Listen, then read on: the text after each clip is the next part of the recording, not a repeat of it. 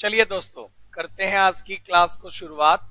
आज की क्लास में मैं TR जैन आपके लिए लेकर आया हूं CA फाउंडेशन अकाउंटेंसी क्लासेस को लेकर। और जैसा आप सब लोग स्क्रीन पर देख पा रहे हैं, आज का हमारा जो टॉपिक है इसका नाम है डेप्रीशिएशन अकाउंटिंग। बेटे आप लोगों के सीए फाउंडेशन सिलेबस में डेप्रीशिएशन अकाउंटिंग चैप्टर अपने आप में एक अच्छी खासी वेटेज रखता है। तो मैं आपको बता दूं, डेप्रीशिएशन अकाउंटिंग जो चैप्टर है ये हम लोग आज की क्लास में स्टार्ट करेंगे। डेप्रीशिएशन अकाउंटिंग का जो हमारा ये चैप्टर है, मैं आपको क्लियर कर दूं, इस चैप्टर में डेप्रीशिएशन अकाउंटिंग का जो हमारा ये चैप्टर है, इस चैप्टर को हमने लास्ट क्लास में स्टार्ट किया था। और जैसा आप स्क्रीन पर देख पा रहे हो, स्क्रीन पर बेटा सबसे पहले मैंने आपको मेरा नंबर शेयर किया। फटाफट से आप सब लोग ये फोन नंबर अपने मोबाइल में सेव कर लीजिएगा फटाफट से।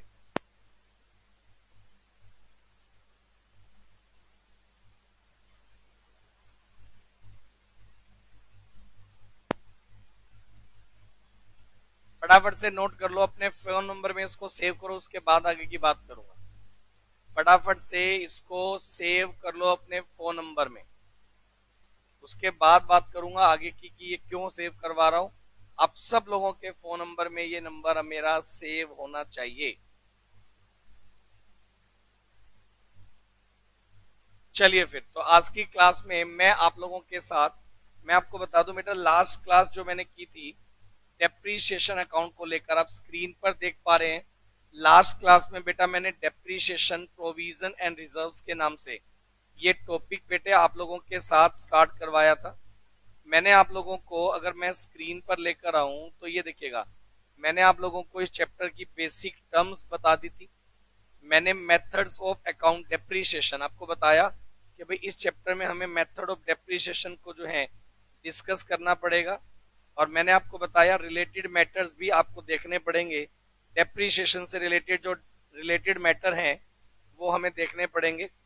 अब मैं आप लोगों के साथ आज की जो मेरी क्लास है बेटा, इसमें मैं मेथड्स ऑफ डेप्रीशिएशन के साथ लेकर चलूंगा, क्योंकि डेप्रीशिएशन का क्या मीनिंग है ऐसा मैंने आपको लास्ट क्लास में करवा दिया। मीनिंग के बाद मैंने उसके कोजेज आपको बताए थे लास्ट क्लास में। उसके बाद बेटे मैंने आप लोगों को डेप्रीशिएशन एंड रिलेटेड टर्म्स, ये सारा टॉपिक आपको लास्ट क्लास में थ्योरेटिकली बता दिया था। और मैं आप लोगों को लेकर आ गया था, स्क्रीन पर आप देखिएगा, मेथड्स फॉर चार्जिंग डेप्रीशिएशन। जो मैं आपको स्क्रीन पर दिखा रहा हूं वही मेरे सामने मेरे कंप्यूटर स्क्रीन पर भी मेरे को अलग से नजर आ रहा है। तो मैं उस कंप्यूटर स्क्रीन को बेस बनाकर अब मैं यहाँ रिटर्न वर्क आपके साथ लेकर चलूंगा। आपको मैंने ये फॉर्मेट PDF फॉर्मेट में भी दे रखा है और प्रिंटेड मटेरियल में भी मैंने आप लोगों को दे रखा है। आज की जो मेरी क्लास है बेटे, उसमें मैं आप लोगों के साथ डेप्रीशिएशन के मेथड्स के बारे में डिस्कस करना स्टार्ट करूंगा। तो आप सब लोग बेटा एक बार नोटबुक निकाल लें। आज की जो हमारी क्लास होगी उसमें बेटे हम लोग मेथड्स की बात करेंगे। और मेथड्स फॉर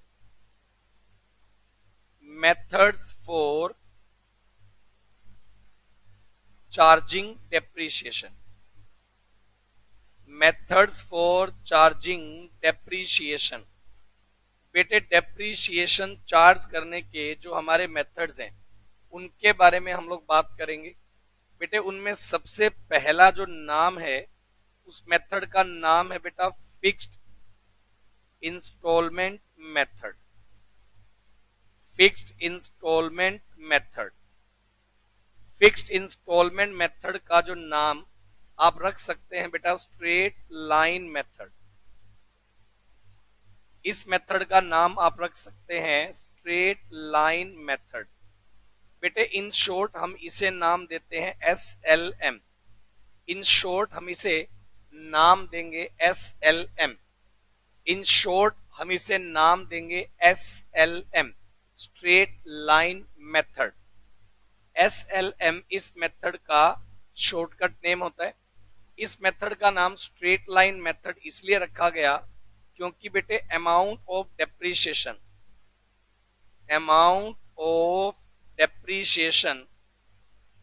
जो अमाउंट ऑफ डेप्रीशिएशन है वो इक्वल इंस्टॉलमेंट्स में होगा, वो इक्वल इंस्टॉलमेंट्स में होगा। Amount of depreciation equal instalments में होगा। सही बात, amount of depreciation equal instalment में होगा। और एक बात समझिएगा, अगर हमें यहां अमाउंट ऑफ डेप्रीशिएशन कैलकुलेट करना हो, अमाउंट ऑफ डेप्रीशिएशन अगर हमें करना हो कैलकुलेट, तो ये आपका फॉर्मूला है ओरिजिनल वैल्यू, लिखिएगा original value, original value minus salvage value. Salvage value को आप स्क्रैप वैल्यू भी बोल सकते हैं, divide by life of asset. बेटे एसेट की जो ओरिजिनल वैल्यू है आप उसमें से माइनस कर दीजिए स्क्रैप वैल्यू और डिवाइड कर दीजिए आप उसको लाइफ ऑफ एसेट से, तो बेटे आपके पास annual amount of depreciation calculate हो जाएगा। Original value minus salvage value divide by life of asset, original value divide minus salvage value divide by life of asset. इसे अमाउंट ऑफ डेप्रीशिएशन का आप नाम देंगे। कितना अमाउंट आपका डेप्रीशिएशन का होगा, तो बोला गया amount of depreciation is equal to original value minus salvage या scrap value divide by life of asset. इस तरह से हम लोग जो है डेप्रीशिएशन का अमाउंट कैलकुलेट करेंगे फिक्स इंस्टॉलमेंट मेथड से। बेटा इस मेथड की सबसे पहली प्रॉपर्टी ये होगी कि इसमें amount of depreciation each year equal होगा। अगर मैं आप लोगों से ये बात ऐसे करूं, देखिए मान लेते हैं एक बार के लिए एक एसेट की वैल्यू मेरे पास 56,000 है, ये है इसकी परचेज वैल्यू, ये है इसकी परचेज वैल्यू। 10 इयर्स मैंने रखी इसकी लाइफ, 10 इयर्स मैंने रखी इसकी लाइफ, और आफ्टर द लाइफ 6,000 इसकी है स्क्रैप वैल्यू। तो एक बात देखिए, original value 56,000 minus salvage value 6,000 divide by life कितनी है बेटे 10। तो बेटे हमारे पास एक साल का जो अमाउंट है 5,000, ये अमाउंट आपके पास आ गया डेप्रीशिएशन का अमाउंट। एक साल का जो अमाउंट है डेप्रीशिएशन का वो आ गया बेटे 5,000, 5,000 रुपए एक साल का डेप्रीशिएशन अमाउंट निकल कर आएगा। और ईयर टू ईयर आप इतना ही अमाउंट डेप्रीशिएशन का चार्ज करेंगे। ये वाली बात बताएं, इतना सबको क्लियर है क्या? मेरे साथ जो बच्चे लाइव कनेक्ट हैं वो लोग मेरे को साथ साथ रिप्लाई करते चलेंगे, और जो लोग बेटा मेरा लेक्चर बाद में ऑफलाइन मोड पर देखते हैं, कोई टेंशन लेने की जरूरत नहीं है। मैंने क्लास के स्टार्टिंग में आपको अपना नंबर सेव करवाया है, वो नंबर आपके पास सेव होना चाहिए। आपकी जितनी क्वेरीज हैं सब मेरे साथ शेयर करें, सारे क्वेश्चन का सोल्यूशन मैं आपको बना कर दूंगा बेटा। ये देखिएगा, अगर हम लोग बात करेंगे टॉपिक की अकाउंटिंग ट्रीटमेंट क्या होगा, ये मैंने एक छोटा सा एग्जांपल आपको, अगर मैं इसके साथ टॉपिक को बेहतरीन तरीके से के साथ डिस्कस करने वाला हूं। आप अकाउंटिंग ट्रीटमेंट की बात करेंगे, एंट्रीज।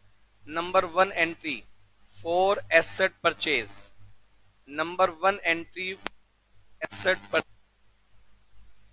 पहले बेटे आपको परचेज करना है, आएंगे asset account debit to bank account. आप जब एंट्री बनाएंगे to bank account, asset account debit to bank account. क्या प्रॉब्लम है? साउंड में क्या प्रॉब्लम है? साउंड में क्या प्रॉब्लम है?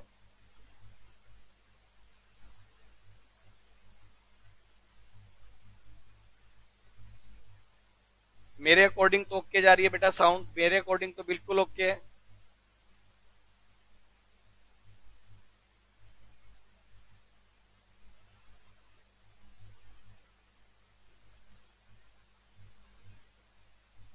एक बार आप सब लोग चेक करिए। मैं एक बार इसकी बैटरी चेंज कर देता हूं, शायद इसमें प्रॉब्लम हो। एक बार मैं चेक कर देता हूं।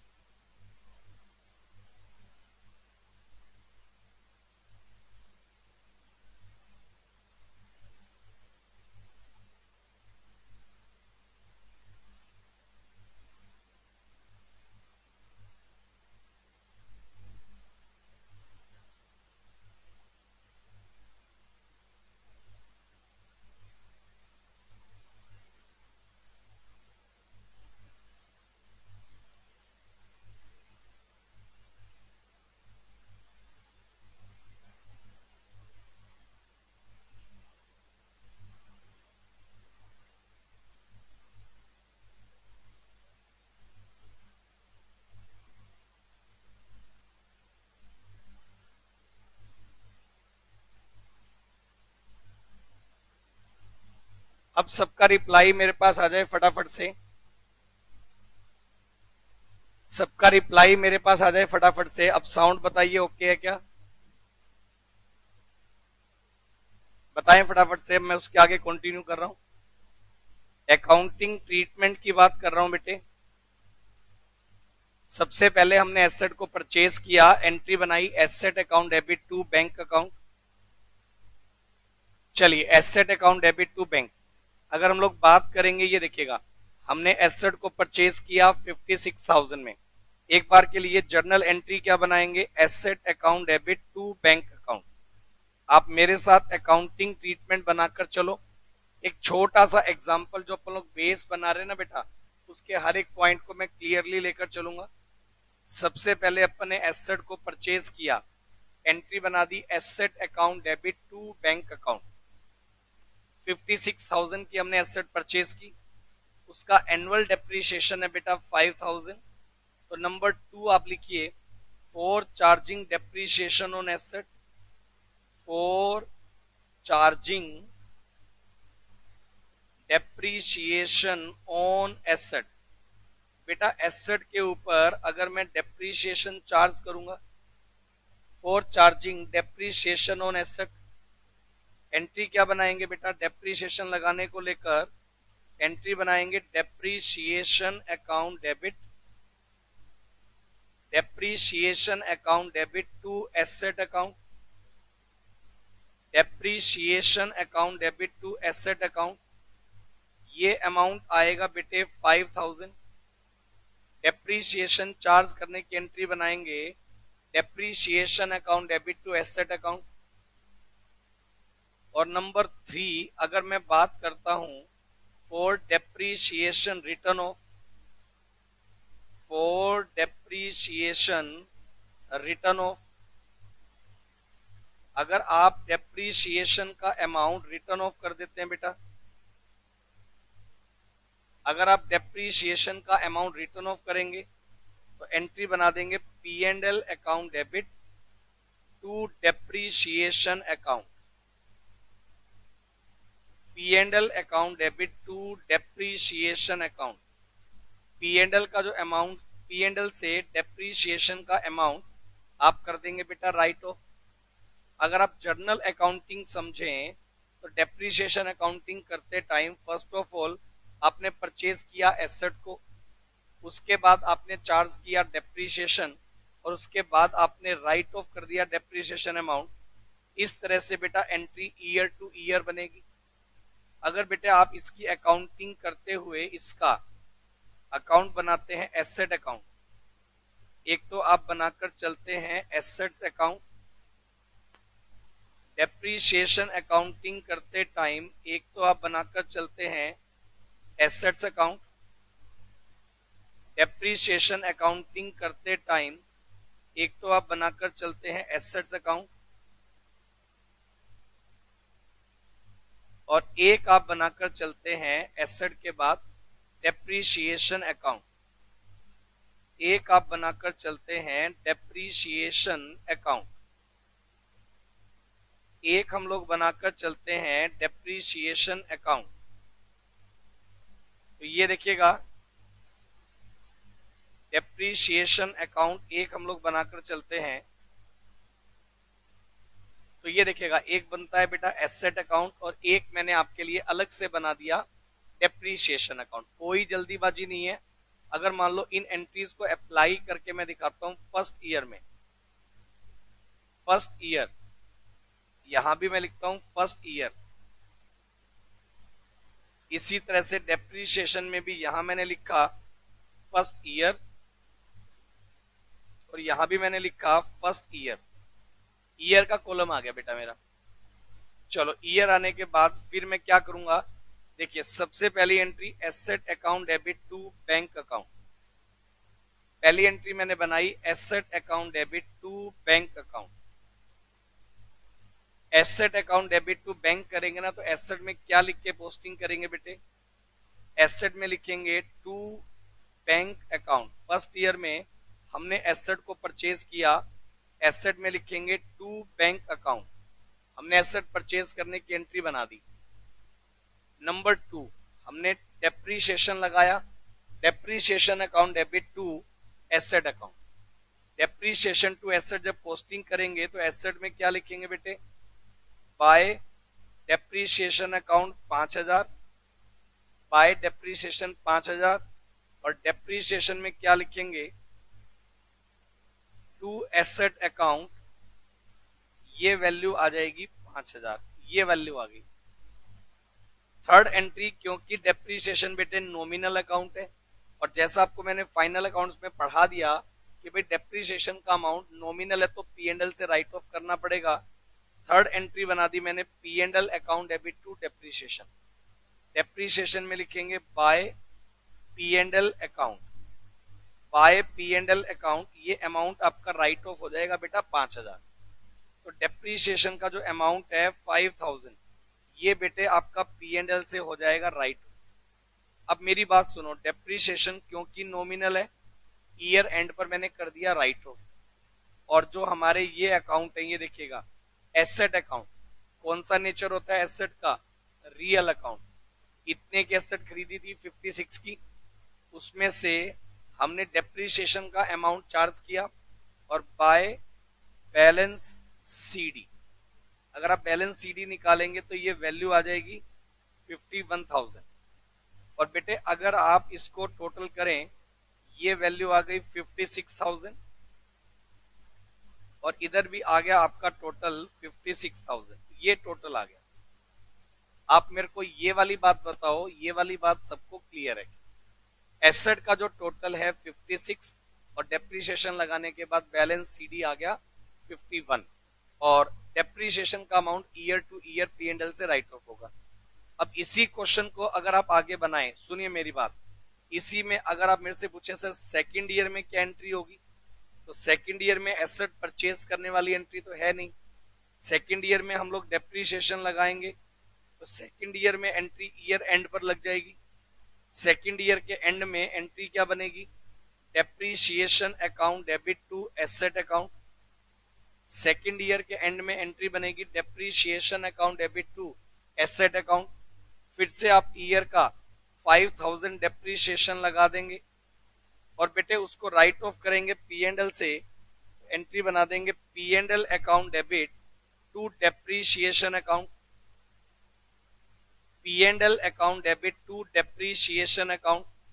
5000 रुपए ये जो डेप्रीशिएशन का अमाउंट है इसको आप पी एंड एल से राइट ऑफ कर दें, एंट्री बन जाएगी depreciation account debit to asset और बाद में इसको पी एंड एल से राइट ऑफ करेंगे। वो ईयर टू ईयर डेप्रीशिएशन लगाने की और पी एंड एल से राइट ऑफ करने की दोनों एंट्री बनेंगी।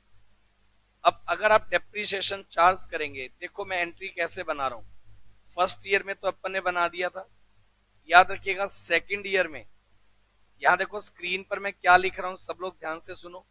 सेकंड ईयर में बेटा सबसे पहले to balance BD, balance BD कितना बचेगा बेटे 51,000 और सेकंड ईयर के एंड में हम लोग जब डेप्रीशिएशन लगाएंगे एंट्री बनाई हुई है depreciation account debit to asset, asset में लिखेंगे बाय डेप्रीशिएशन और सेकंड ईयर में डेप्रीशिएशन अकाउंट में देखो मैं क्या लिख रहा हूं, सेकंड ईयर में यहां लिखेंगे टू एसेट अकाउंट,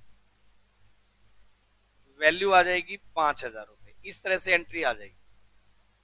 और बेटे इसके बाद हम लोग क्या करेंगे, जो डेप्रीशिएशन का अमाउंट है उसको तो पी एंड एल से कर देंगे right of bye P and L account, ये वैल्यू आ जाएगी 5,000 bye P and L account, ये वैल्यू आ जाएगी 5,000। और ये जो अमाउंट है ना बेटे यहां क्या लिखेंगे, बाय बैलेंस सी डी, ये वैल्यू आ जाएगी 46,000, ये वैल्यू आ जाएगी बेटे 46,000, ये वैल्यू आ जाएगी 46,000, ये वैल्यू आ जाएगी। आपको मेरी बात समझ में आ रही है बेटा, किस तरह से अकाउंटिंग करेंगे, आपको मेरी बात समझ में आ रही है। चलिए 46,000 का अमाउंट जो है वो इस तरह से आएगा। आप मेरे को ये वाली बात बताएं, ये वाली बात आपको क्लियर है। इतना काम करने के बाद ये आ गया आपका डेप्रीशिएशन अकाउंटिंग का वैल्यू, और ये आ गया बेटे आपका एसेट अकाउंट का वैल्यू। आप मेरे को ये वाली बात बता दो, ये सबको क्लियर है। इतने इस तरह से हम लोग इसकी अकाउंटिंग करके चलेंगे, इस तरह से इसकी जो अकाउंटिंग है ये मैं आपके साथ करके चलूंगा। और मेरे को लगता नहीं है किसी भी बच्चे को इस अकाउंटिंग करने में कोई डाउट है। फटाफट से आप लोगों के रिप्लाई आने चाहिए, और उसके बाद हम लोग आपके बुक के अकॉर्डिंग जो अकाउंटिंग है उसको बेस बनाकर मैं आपके साथ इलस्ट्रेशंस जो हैं वो डिस्कस करने स्टार्ट करूंगा। आपकी बुक में जो मैंने इलस्ट्रेशंस आपको दिए हैं उसका फर्स्ट इलस्ट्रेशन नहीं करवा रहा हूं, क्योंकि वो मैंने अभी जो करवाया सिमिलर यूं कह लो वैसा ही था। अभी मैं आप लोगों के साथ आपकी बुक का क्वेश्चन नंबर 2 जो है वो करवा रहा हूं। ये देखो स्क्रीन पर मैं वो क्वेश्चन लेकर आता हूं। बेटे आपकी बुक के अकॉर्डिंग अगर मैं चलूं तो ये देखिएगा, आपकी बुक के अकॉर्डिंग बेटा क्वेश्चन नंबर 1 आपको जो स्क्रीन पर दिखाई दे रहा है, इसमें मैंने लिखा हुआ है क्वेश्चन नंबर 1 में कि एक मशीनरी हमने जुलाई 2008 में at a cost of 45,000 acquire की है and spend ₹5,000 for its installation. 5,000 उसकी इंस्टॉलेशन पर लगाया, 50,000 रुपए का अमाउंट आ गया। Firm write off depreciation by the 10% पर annum on the original cost every year.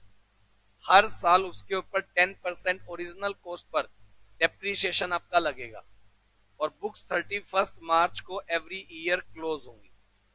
Books 31 मार्च को एवरी ईयर क्लोज होंगी। इस तरह से अकाउंटिंग करनी है बेटे। 45 की एसेट है और 5,000 आपकी एसेट पर और आ गया, तो टोटल वैल्यू कितनी आ गई, 50। ये बात ध्यान रखिएगा। आपको मैंने कैपिटल एंड रेवेन्यू में भी बताया था कि भाई आपकी जो एसेट है उसके ऊपर आपको जो अमाउंट चार्ज करना है बिफोर पुट टू यूज, जितने भी एक्सपेंडिचर होंगे सब एसेट की वैल्यू में ऐड हो जाएंगे। तो कुल मिलाकर एसेट की वैल्यू हो गई 50। रिटर्न डाउन स्क्रैप वैल्यू हमें गिवन नहीं है, तो हर साल इसका 10% रेट से जो डेप्रीशिएशन आएगा वो 5,000 होगा। बट जितने पीरियड आप जिस ईयर में एसेट को यूज करेंगे उतने ही पीरियड का आपका डेप्रीशिएशन जो है वो लगने वाला है। मैंने आपको इलस्ट्रेशन नंबर क्वेश्चन नंबर 1 बता दिया। अगर बेटे आप उसके बाद क्वेश्चन नंबर 2 पर आते हैं, क्वेश्चन नंबर 1 आप लोगों के लिए वेरी इजी टॉपिक है, विद सॉल्यूशन मैंने दे रखा है, आप आराम से कर सकते हैं। क्वेश्चन नंबर 2 स्क्रीन पर जो आपको दिखाई दे रहा है, Chandra limited purchase a second hand machine ₹8,000। Chandra limited ने 8,000 रुपए की एक मशीन परचेज की है। चंद्रा लिमिटेड ने 8,000 की मशीन परचेज की है अप्रैल 1, 1988। They spent ₹3,500 on its overhauling and installation। Overhauling and installation पर हमने खर्च किए 3,500 रुपए, 3,500, जो कि एसेट में ही ऐड हो जाएंगे। Depreciation is to be written off 10% पर annum on original cost method. Depreciation original cost method पर चार्ज होता है। On June 30, 1991 machine was found unsuitable and sold for ₹6,500। Machine unsuitable है और उसको 6,500 में हमने क्या कर दिया, सेल कर दिया। आपको 1988 से लेकर 1991 तक का एसेट अकाउंट बनाना है, assuming that accounts are closed on 31 December every year. Accounts जो है वो 31 दिसंबर को क्लोज हो रहे हैं। अब मैं ये जो क्वेश्चन है वो स्क्रीन पर एक बार नोट करूंगा और उसकी अकाउंटिंग आपके साथ डिस्कस करूंगा बेटा। ये देखिएगा, यहां मेरे साथ आपको सिर्फ एसेट अकाउंट पूछा गया है, तो मैं ओनली एसेट अकाउंट बनाऊंगा। अब मैं जर्नल एंट्रीज को इग्नोर करूंगा और मैं फर्दर जैसे डेप्रीशिएशन अकाउंट बनाता था उसको भी इग्नोर करूंगा। डेप्रीशिएशन की तो बेटा सिर्फ इतनी ही कहानी है कि हर साल जो डेप्रीशिएशन का अमाउंट आएगा उसको आप P&L से करते चलो, राइट ऑफ, और इससे ज्यादा कुछ भी नहीं है। अगर मैं इस क्वेश्चन की बात करूं ना बेटे, इसमें लिखा गया अप्रैल 1 1988 आप एसेट को कितने में परचेज कर रहे हैं बेटे, 8,000 रुपए प्लस 3,500 रुपए का अमाउंट, 3,500 का अमाउंट इंस्टॉलेशन पर लग गया। 11,500 रुपए का अमाउंट आप लेकर आते हैं। 10% आपका स्ट्रेट लाइन मेथड, 10% आपका स्ट्रेट लाइन मेथड से डेप्रिसिएशन लगेगा। और जून 30 1991 जून 30 1991 मशीन जो है वो अनसूटेबल है और हमने उसको सेल कर दिया 6,500। बेटे 11,500 रुपए का जो अमाउंट है ये अपने एसेट को परचेज करने पर लगाया 1988 में एसेट को परचेज करने पर। इसने बोला method of rate of depreciation 10% है, मेथड आपका स्ट्रेट लाइन होगा। और जून 30 1991 को आपके एसेट अनसूटेबल है, आपने सेल कर दिया और अकाउंट्स आपके ईच ईयर 31 दिसंबर को क्लोज होते हैं, ऐसा भी हमें लिखा हुआ है। 31 दिसंबर को ईच ईयर आपके जो अकाउंट्स हैं वो क्लोज होते हैं। तो भाई अगर मैं बात करूं इसके लिए आपके एसेट अकाउंट को लेकर, आपका एसेट का नाम है मशीनरी, तो बेटे मैं आपके लिए बनाकर चल रहा हूं मशीनरी अकाउंट। मैं आपके लिए बनाकर चल रहा हूं मशीनरी अकाउंट। ये देखिएगा, मैं आपके लिए बनाकर चल रहा हूं मशीनरी अकाउंट। मशीनरी में ये बैलेंस आ जाएगा और डेट पर्टिकुलर अमाउंट, फिर से डेट पर्टिकुलर अमाउंट, ये आ जाएगा। Date particular amount, date particular amount, ये सब बातें आएंगी। इसमें आएगा डेट, यहां रहेगा बेटा पर्टिकुलर्स। एक एक पॉइंट मैं आपको क्लियर करके चलूंगा, जल्दी कोई नहीं है। यहां आएगा बेटे अमाउंट, फिर हम लोग लेकर चलेंगे डेट, फिर हम लोग लेकर चलेंगे पर्टिकुलर्स। आपको पता होना चाहिए कि रेगुलरली फॉर्मेट आपको कैसे बनाकर चलना है। Date particular amount, date particular amount, ये हमें डेबिट साइड और ये हमें क्रेडिट साइड, दोनों साइड लेने हैं। ये डेबिट साइड आ गया बेटे और ये आपका क्रेडिट साइड आ गया बेटे। आप सब लोग मेरे को इतना बता दो, ये सबको क्लियर है क्या? चलो उसके बाद आप आ जाओ 1988 में। 1988 और डेट आएगी अप्रैल 1। यहां लिखेंगे एसेट में टू बैंक अकाउंट। आपने वेरी फर्स्ट डे एसेट को परचेज कर लिया इंक्लूडिंग इंस्टॉलेशन 11,500, मैंने कंबाइन एंट्री कर दी। अब चाहो तो दो एंट्री 8,000 की अलग, 3,500 की अलग भी बना सकते थे, मैंने कंबाइन एंट्री कर दी क्योंकि सेम डे है, दोनों के लिए एंट्री होनी है। Machinery account debit to bank account. चलिए फर्स्ट ईयर 1988 का अगर आप 31 दिसंबर को क्लोजिंग करते हैं तो यहां मैं लगाऊंगा बेटे by depreciation account, by depreciation account. Depreciation का अमाउंट 11,500 इंटू 10%, और बेटे 9 मंथ का अगर आप कैलकुलेट करेंगे 11,500 इंटू 10% इंटू 9/12, ये वैल्यू आ जाएगी बेटा 862.5। बेटा मैं इसको राउंड ऑफ करके 1 रुपया इंक्रीज कर देता हूं और 863 कर देता हूं। और बेटा इतना काम करने के बाद बाय बैलेंस सीडी, आप अगर चेक करेंगे बैलेंस सीडी आपके पास कैलकुलेट होकर के आ जाएगा बेटे। अगर आप बैलेंस सीडी निकालेंगे 11,500 माइनस 863 करिए 10,637, ये वैल्यू आ जाएगी 11,500, और इधर भी आ जाएगा बेटे 11,500, ये वैल्यू आ जाएगी। इतनी वर्किंग करने के बाद बेटे 1989 की जनवरी 1 में अगर आप देखेंगे टू बैलेंस बीडी, ये वैल्यू आ जाएगी 10,637, ये वैल्यू आ जाएगी। अगर बेटे 1989 में आप 31 दिसंबर की बात करें, क्या लिखेंगे बेटे? By depreciation.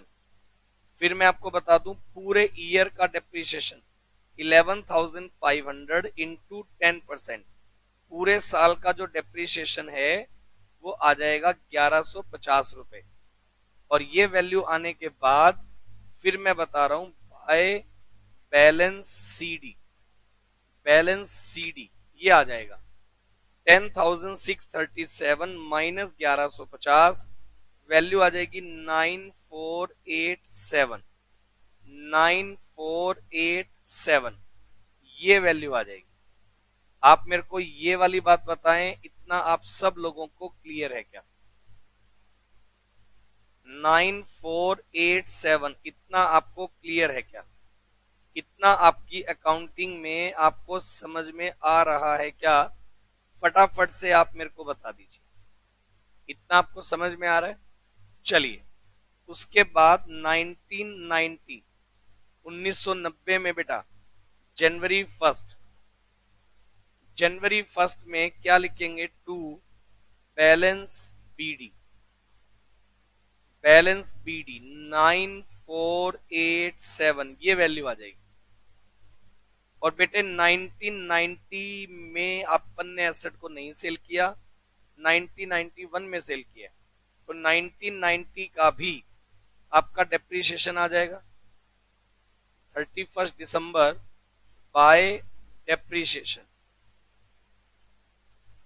बाय डेप्रीशिएशन बेटे 11,500 इंटू 10%, 1150 रुपए का अमाउंट आ जाएगा। और बेटे बाय बैलेंस सीडी आपकी जो वैल्यू है 9487 माइनस 1150, तो ये वैल्यू आ जाएगी 8337, ये वैल्यू आ जाएगी बेटा, ये वैल्यू आ जाएगी 8337, 9487 इधर आ जाएगा 9487, ये वैल्यू आ जाएगी। आप सब लोग मेरे को ये वाली बात बताओ, ये वाली बात आप सब लोगों को क्लियर है क्या? इतनी वर्किंग करने के बाद 1990 के बाद 1991 में अगर हम लोग बात करें जनवरी 1, यहां हम लोग लिखेंगे टू बैलेंस बीडी, बेटा बैलेंस बीडी 8337, ये वैल्यू आ जाएगी। और हम लोग क्या करेंगे 1991 की जून 30 को क्या करेंगे? बाय डेप्रीशिएशन, बाय डेप्रीशिएशन बेटे पूरे साल का डेप्रीशिएशन अब 1150 रुपए लगाते आ रहे हैं, हाफ ईयर का बन जाएगा 575, ये वैल्यू आ जाएगी 8337 माइनस 575। बेटा आपकी एसेट आज कितने में सेल हुई है? बाय बैंक अकाउंट कितने में सेल हुई है बेटे? 6500 में सेल हुई है।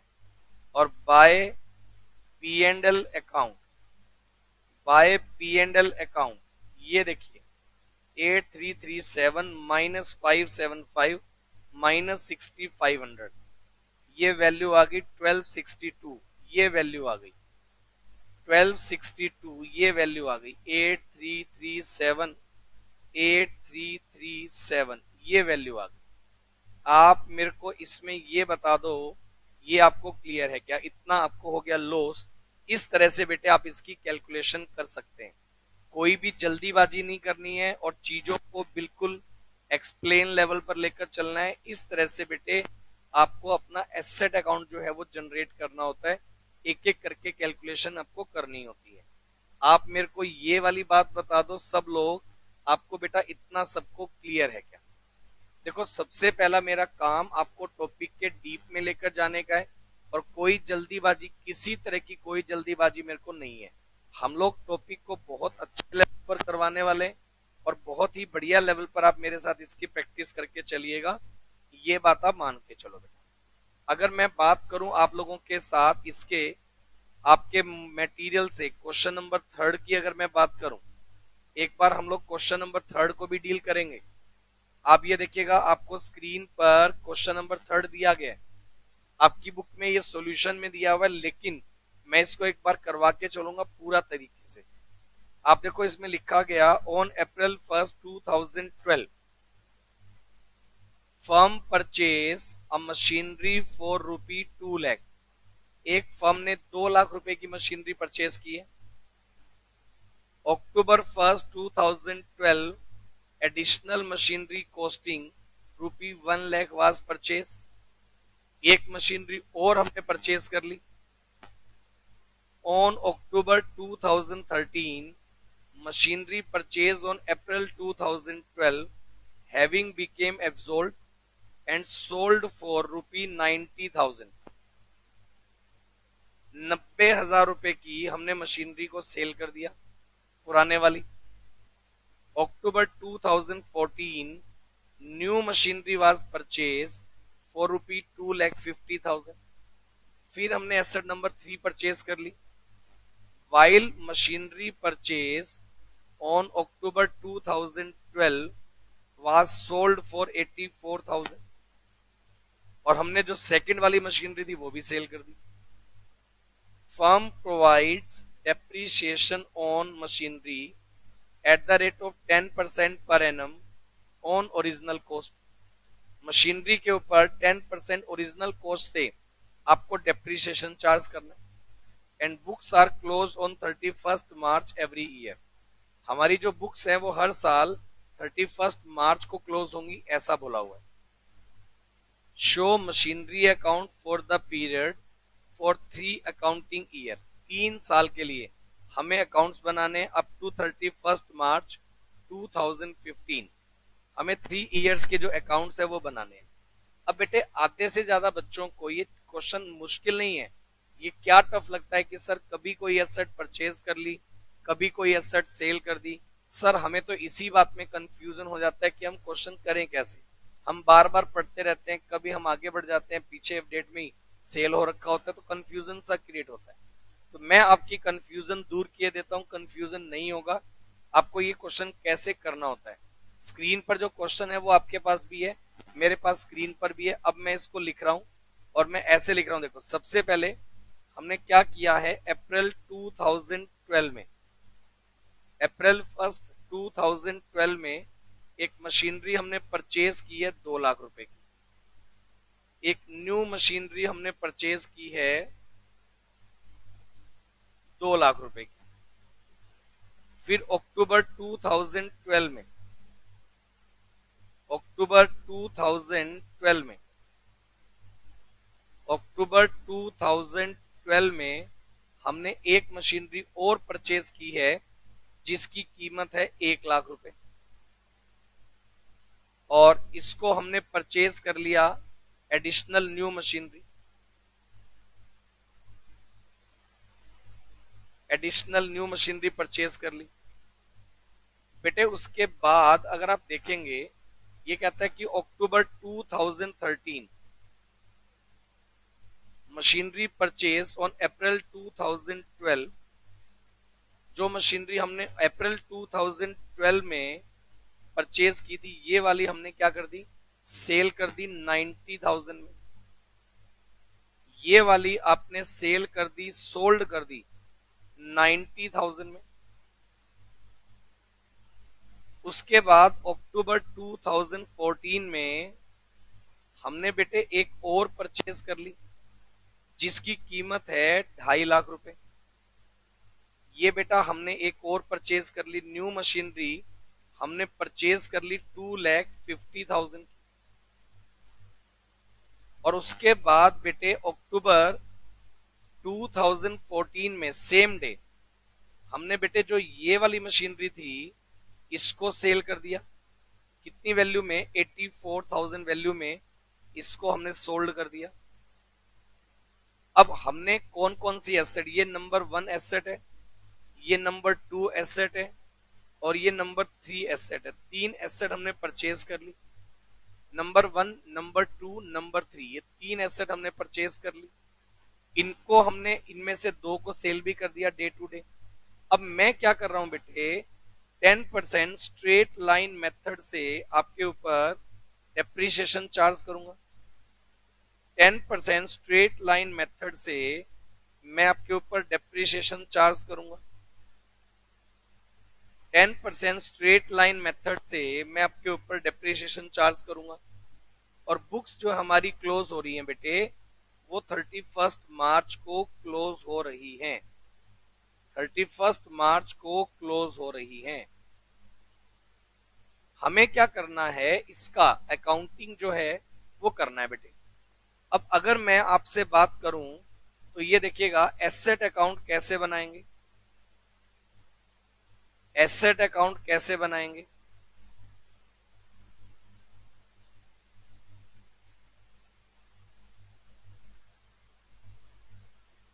ये देखिएगा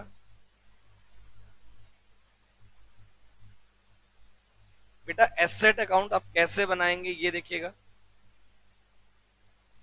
इसमें date, particular, amount, date, particular और अमाउंट, ये आएगा डेट, ये आएगा पर्टिकुलर्स और ये आएगा अमाउंट। फिर ये आएगा डेट, ये आएगा पर्टिकुलर्स और एक आएगा बेटे amount. Date, particular, amount, date, particular, amount, ये आएगा बेटा। अब सबसे पहली डेट कौन सी है बेटे? अप्रैल 2012, जिसमें हमने 2 लाख रुपए की एक न्यू मशीनरी परचेज कर ली और इसी ईयर की अक्टूबर में एक और भी परचेज कर ली। अब सेम ईयर में मेरे पास 2 एसेट हैं। अब मैं कैसे इसकी अकाउंटिंग करूंगा, यहां लिखूंगा 2012 अप्रैल 1, यहां लिखूंगा टू बैंक अकाउंट। आप बेटे नंबर 1 एसेट आप परचेज कर लेते हो 2 लाख रुपए की और उसी दौरान टू बैंक अकाउंट आप एक एसेट और परचेज कर लेते हो 1 लाख रुपए की। अब आपके पास टू बैंक अकाउंट 2 लाख रुपए की तो एक एसेट हो गई, 1 लाख रुपए की बेटा एक एसेट हो गई, 2 एसेट हो गई। लेकिन ये जो 1 लाख वाली है ये कब परचेज की है बेटे अपन ने? अक्टूबर में, अक्टूबर 2012 में परचेज की है और एक हमने परचेज की है टू बैंक अकाउंट यहां। अब बेटे अगर आप इसकी बात करें 2012, हमारे अकाउंट 31 मार्च को क्लोज हो रहे ना हर ईयर, यस। तो 2012 के बाद ईयर आएगा 2013 और 31 मार्च। क्या लिखेंगे? By depreciation account, by depreciation account. आप देखिएगा फर्स्ट पर, आप देखिएगा सेकंड पर, ये डेप्रीशिएशन आपको लगाना है। तो ये वैल्यू कितनी कितनी आएगी? 2 लाख के ऊपर 10% रेट से पूरे साल का इसका फर्स्ट वाली का तो बन जाएगा 20,000 और सेकंड वाली का 10,000 का, सॉरी 1 लाख का 10% रेट से फुल ईयर का तो बनेगा 10,000। बट क्योंकि ये फर्स्ट ईयर में अक्टूबर में परचेज किए तो हाफ ईयर का आएगा 5,000। तो ये वैल्यू हमारे पास मेरे अकॉर्डिंग आपका जो डेप्रीशिएशन है वो आना चाहिए 20,000 प्लस 5, 25,000। सब लोगों का मेरे पास रिप्लाई आ जाना चाहिए। इतना सबको क्लियर है क्या? फटाफट से 2013 के 31 मार्च में हम लोग क्या करेंगे? बाय बैलेंस सीडी, आप बेटा इसका क्लोजिंग बैलेंस निकाल दीजिए, फर्स्ट का और सेकंड मशीनरी का। आप इनके क्लोजिंग बैलेंस निकाल दो। फर्स्ट का 2 लाख में से गया 20,000, वैल्यू आ गई 1,80,000। सेकंड का 1 लाख में से गया 5,000, वैल्यू बचेगी 95,000। तो आप ये देखो 180 प्लस 95, ये वैल्यू आ जाएगी बेटे 275। ये वैल्यू आ जाएगी, ये वैल्यू आ जाएगी 275। ये आपकी वैल्यू आ जाएगी बेटे। आप मेरे को ये वाली बात बताओ, ये वाली बात आपको क्लियर है क्या? ये वैल्यू आ जाएगी 275। 2013 अप्रैल 1 में अगर आप मेरी बात को समझें, यहां आ जाएगा टू बैलेंस बीडी। बेटा बैलेंस बीडी फर्स्ट का और सेकंड का अगर चेक करेंगे, फर्स्ट का बैलेंस है 180 और सेकंड का जो बैलेंस आएगा, फर्स्ट तो बैलेंस आ जाएगा 1,80,000 और सेकंड का बैलेंस आ जाएगा 95,000। ये 2013 के अप्रैल 1 की बात है। अब उसके बाद क्या है जी? 2013 के अप्रैल 1 की बात है। 2013 के अक्टूबर 1 में हमने फर्स्ट वाली को सेल कर दिया। 2013 के अक्टूबर 1 में हमने फर्स्ट वाली को सेल कर दिया बेटा। एक काम करते हैं, 2013 अक्टूबर 1 पे आ जाओ आप। क्या लिखेंगे? By depreciation. बाय डेप्रीशिएशन 1,80,000 जो है ना, इसकी ओरिजिनल वैल्यू 2 लाख है। पूरी मशीन का डेप्रीशिएशन 20,000 बनता था। अक्टूबर 1 तक का डेप्रीशिएशन फर्स्ट मशीन का बनेगा 10,000। फर्स्ट मशीन का जो डेप्रीशिएशन बनेगा वो बनेगा, और फर्स्ट मशीनरी का 10,000 तो बन गया डेप्रीशिएशन। और मैं आपको बता दूं, बाय बैंक अकाउंट आपने मशीनरी को कितने में सेल किया बेटा? मशीनरी आपने सेल की है 90,000 में। फर्स्ट वाली मशीनरी अपन ने सेल की है बेटा 90,000 में। अब एक बात बताओ, जो चीज 1,80,000 रुपए की ईयर के स्टार्टिंग में है, उसके ऊपर अपन ने करंट ईयर में 10,000 डेप्रिसिएशन लगा दिया, 90 की वो सेल कर दी। तो bye P and L account आप ये देखो 1,80,000 माइनस करेंगे 10,000 माइनस करेंगे 90,000, तो ये वैल्यू आ जाएगी 80,000। ये वैल्यू आ जाएगी 80,000। ऐसे निकालेंगे बेटे। ये वैल्यू 180 जो है वो इस तरह से आ गई। अब ये 95,000 वाली एक एसेट हमारे पास और बच गई। 95,000 वाली एक एसेट हमारे पास और बच गई। सब बच्चों की रिप्लाई बिल्कुल सही है। 95,000 वाली एक एसेट बच गई।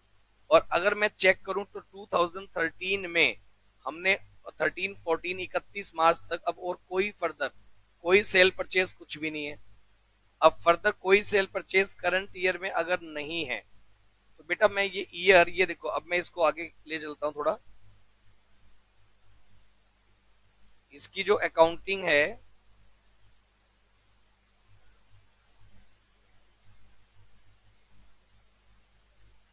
इसकी जो अकाउंटिंग है 2014 31 मार्च क्या करेंगे? By depreciation. बाय डेप्रीशिएशन बेटा, डेप्रीशिएशन का जो ये अमाउंट है ना, 95 वाली एसेट जो ओरिजिनल थी 1 लाख की, 10,000 का अमाउंट डेप्रीशिएशन है। और बाय बैलेंस सीडी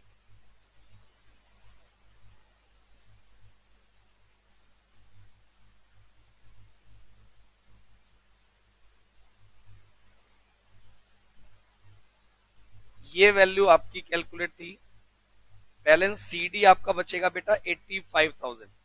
95 में से गया, ये बैलेंस आएगी 85,000। ये बैलेंस बचेगा, ये बैलेंस बचेगा 85,000 बेटा। 2014 की अप्रैल 1 में आप यहां लिखेंगे to balance BD, asset number 2 बचेगी और वैल्यू होगी उसकी 85,000। एसेट नंबर 2 और वैल्यू होगी 85,000, ये वैल्यू आएगी। एसेट नंबर 2 वैल्यू बचेगी 85,000। 2014 में अब हमने क्या किया, 2014 की अप्रैल 1 पे मैं आ गया। अब 2014 की अक्टूबर 1 में पहली बात आप एक न्यू एसेट परचेज कर लो जिसकी कीमत है 2.5 लाख रुपए। 2014 में अक्टूबर 1 में एक एसेट परचेज कर लो, ये लो जी 2014 की अक्टूबर 1 में एक एसेट आप परचेज कर लो, to bank account number 2, to bank account number 2 आप एसेट परचेज कर लो। कितने की परचेज की है बेटा, नंबर 2 नहीं सॉरी नंबर 3, नंबर 3 2.5 लाख की एसेट आ गई। नंबर 3 2.5 लाख की एक एसेट आ गई। आपकी एसेट आ गई 2.5 लाख रुपए, ये वैल्यू आ गई। सही बात है। 2014 की अप्रैल 1 में ये बैलेंस आ गया, अक्टूबर में ये बैलेंस आ गया। और 2014 में ही हमने क्या किया, आप पूरी बात सुनो। जो सेकंड वाली एसेट है 2014 की अक्टूबर 1 में, जो सेकंड वाली एसेट है वो हमने 84,000 में कर दी सेल। 2014 की अक्टूबर 1 में 84,000 की जो एसेट है उसको हमने कर दिया सेल। ये देखिएगा 2014 की अक्टूबर 1 में बेटा अपन लोग क्या करेंगे, बाय डेप्रीशिएशन। पूरे साल का जो डेप्रीशिएशन है वो बनता था 10,000, हाफ ईयर का बन जाएगा 5,000, हाफ ईयर का बन जाएगा 5,000। सही है। और यहां लिखेंगे by bank account, by bank account ये वैल्यू आ जाएगी 84,000, सेल कर दिया। अब जो चीज है 85 की 89,000 में हमने उसको एक तरह से कह लो कि रिकवर हुआ। तो हमें इसमें अक्टूबर 1 में to P and L account, to P and L account ये 4,000 रुपए का हमारा फायदा हो गया, 4,000 रुपए का हमारा फायदा हो गया, 4,000 रुपए का हमारा फायदा हो गया। ये वाली बात आप मेरे को बताओ, ये वाली बात आपको क्लियर है क्या? इसके बाद अक्टूबर 1 2000 में हमने एक और मशीनरी परचेज कर ली 2.5 लाख रुपए की। 2015 31 मार्च bye depreciation, by depreciation 2015 31 March bye depreciation. बेटे 2.5 लाख वाली जो एसेट है, 2.5 लाख वाली जो एसेट है उसके ऊपर अगर आप पूरे साल का लगाएंगे तो कितना बनेगा भाई, 12,000। पूरे साल का बनेगा 25, हाफ ईयर का बनेगा 12,500। और बेटा इतना काम करने के बाद आप ये देखोगे बाय बैलेंस सीडी, आपका जो बैलेंस सीडी है वो आएगा बेटे 237,500। ये बैलेंस सीडी आपका कैलकुलेट हो जाएगा बेटे, बैलेंस सीडी आपका कैलकुलेट हो जाएगा। और उसके बाद आपका जो बोथ साइड का टोटल 85 प्लस 250 प्लस 4,000 ये वैल्यू आएगी 339, इधर भी आएगी वैल्यू 339, ये वैल्यू आ जाएगी बेटे। और मेरे ख्याल से आपका टॉपिक बहुत अच्छे लेवल पर ये कंप्लीट हो जाएगा इस तरह से। आप मेरे को इतना बता दो सब लोग, इतना सबको क्लियर क्या? डेप्रीशिएशन अकाउंटिंग को लेकर मेरे को कोई डाउट है ही नहीं कि आपका कहीं कंफ्यूजन आना चाहिए। अगर आपको मल्टीपल एसेट थी तो हमने नंबर दे दिए और 1 to 1 एसेट्स को हमने सेल कर दिया। आप बता दें अगर किसी भी बच्चे को इसमें कोई डाउट है तो बता दीजिए फटाफट से। अगर आपको इसमें डाउट नहीं है ना तो मेरे ख्याल से आपका क्वेश्चन नंबर 4 और क्वेश्चन नंबर 5 ये स्क्रीन पर देखो, ये थर्ड क्वेश्चन था, ये क्वेश्चन नंबर 4 स्क्रीन पर चल रहा है। ये आपका होमवर्क है और क्वेश्चन नंबर 5 जो है, जबकि मैंने क्वेश्चन नंबर 5 सॉल्यूशन दे रखा है, लेकिन ये आपका होमवर्क है। पहले तो आप ये देखो, क्वेश्चन नंबर 4 कर लेना है और क्वेश्चन नंबर 5 आपको कर लेना है। इतना काम आपको कर लेना है बेटा। क्वेश्चन नंबर 6 से हम लोग नेक्स्ट क्लास में डिस्कस करेंगे। नेक्स्ट क्लास में हम लोग क्वेश्चन नंबर 6 और उससे आगे के टॉपिक को, क्वेश्चन नंबर 6 है, क्वेश्चन नंबर 7 है, जो भी है वो सारे टॉपिक इससे रिलेटेड हैं, रिटन डाउन वैल्यू मेथड हैं, सब मेथड एक एक करके हर एक टॉपिक को मैं कवर करके चलूंगा। पहले मैं आपको कंसेप्ट एक्सप्लेन कर रहा हूँ, उसके एडवांस लेवल के क्वेश्चन करवाऊंगा, आईसीएआई के मॉड्यूल के क्वेश्चन हम लोग चेक करेंगे, सोल्ड स्कैनर के क्वेश्चन हम चेक करेंगे। जो हमारा लास्ट पैटर्न रहा है सेम तरीके से हम लोग अपना सिलेबस करते चलेंगे बेटा। तो आप मेरे साथ बने रहें अपने टॉपिक को लेकर, और मेरे को ऐसा लगता है कि अगली क्लास में फिर से हम बहुत अच्छा करने वाले हैं। आप इतना होमवर्क कंप्लीट करें, हम अगली क्लास में मिलेंगे फिर से नए क्वेश्चंस के साथ, नए टॉपिक के साथ। बने रहें आप मेरे साथ। थैंक यू सो मच, मिलते हैं अगली क्लास।